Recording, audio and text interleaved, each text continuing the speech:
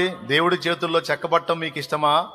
లేకపోతే అలాంటి ఏం వద్దు, నాకు నాకు లోకస్తులు బతికిన బతుకు కావాలి, నాకు అన్ని విషయాల్లో ఎంజాయ్ కావాలని అంటావా? చెప్పు, ఇప్పుడే చేస్తాను నీ కోసం ప్రార్థన, ఆ లైఫే నీకు రావాలని.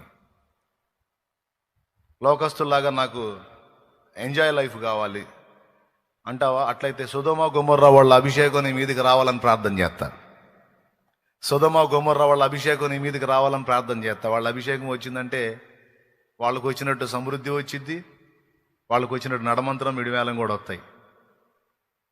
చెప్పు మరి, పోదు గాని పాతాళానికి కావాలా? కావాలా?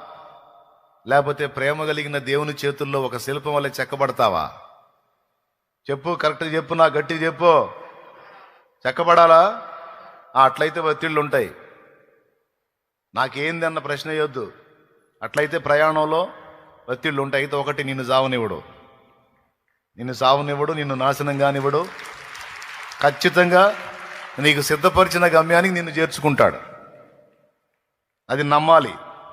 విశ్వాసం అంటే కళ్ళ ముందు ఉన్నదాన్ని చూసి నమ్మటం కాదు. అది నమ్మకం అనిపించుకోదు, విశ్వాసం అనిపించుకోదు. విశ్వాసం అంటే ఏంటో తెలుసా? అదృశ్యములో ఉన్న దాన్ని విశ్వాస నేత్రాలతో చూచి దేవుని వైపు సాగిపోవటమే విశ్వాసం అంటే. ఇక్కడ